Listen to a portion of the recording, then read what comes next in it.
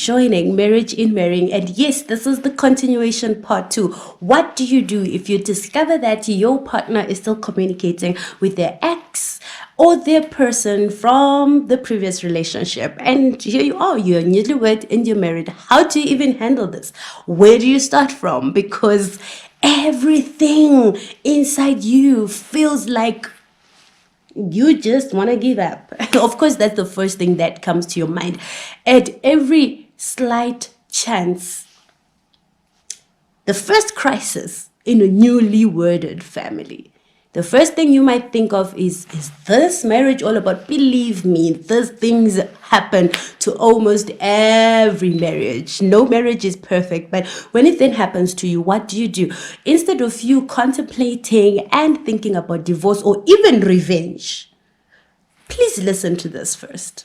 Life is full of trials, a journey full of experience. With God on your side, all will be alright.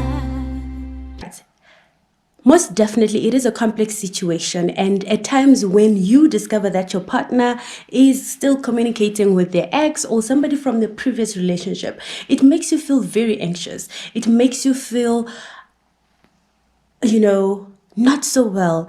It gives a feeling of betrayal. So step number 1 that you need to take, you need to pray. Okay, you're probably going to ask me, Hope, what do you mean? Okay, you need to pray to God and ask for wisdom.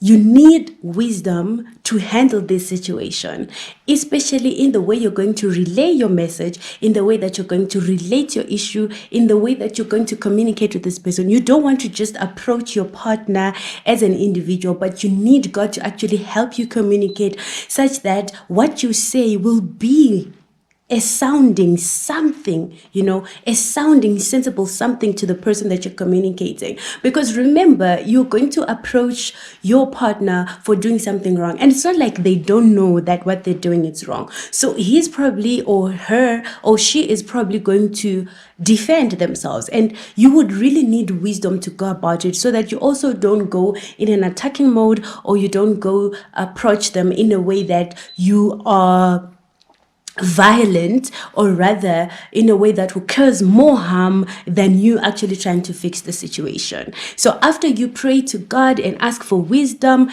God will even give you the courage to actually deal with this situation. Step number 2, you need to then sit down and communicate with your partner.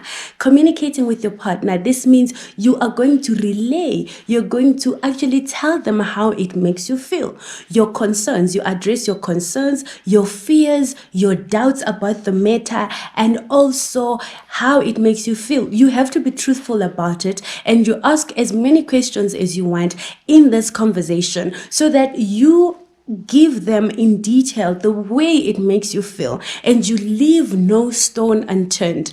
After you communicate with them, if they then still insist with their habit, because I know a lot of people who do this, who still communicate with their exes, they don't just drop that habit in one go. It actually takes time, and then you have to be patient with the person and see if they're changing.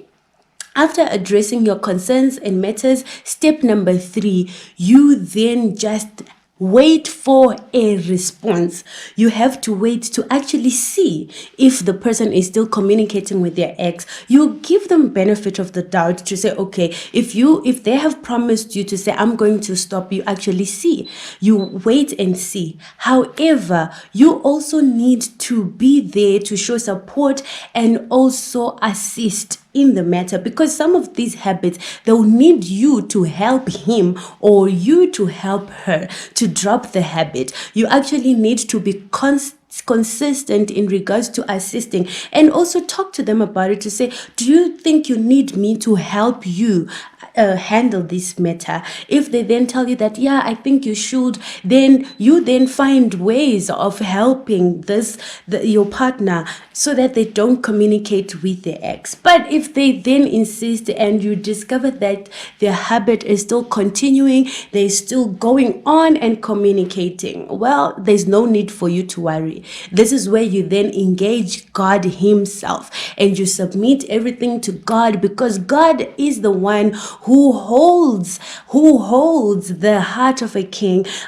Proverbs 21, it says the heart of a king is in the hands of God. It's actually like a river. He makes it flow in whatever direction that he pleases. So you then go to God and say, God, I submit my partner into your hands in regards to this matter. You don't even have to worry. You just sit back and relax and hand it over all to God.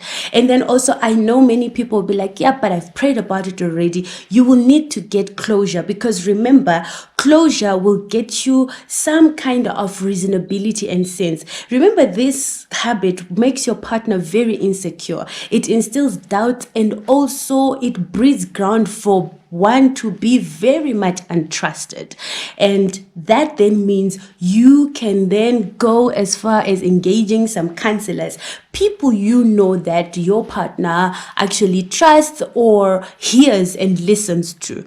And then you take it from there. I know it is a journey that a lot of couples have gone through and passed through, and some people just don't know how to handle. And some have actually settled and they're like, yeah, I know, they still communicate, which I feel like you don't need to be in that stage of settling, because settling for this kind of a habit breeds ground for the devil to come and play and meddle. And also, it just brings unsettling feelings. It harvests the feeling of being untrusted. And you don't need that. Those are not good attributes of a good marriage. I hope this was helpful to somebody. If you have questions, please do leave a comment in the comment section below. And if you need us to also talk about other topics, you're more than welcome to make suggestions. Thank you so much for joining us here on Hopeful Stories on Marriage in Marrying.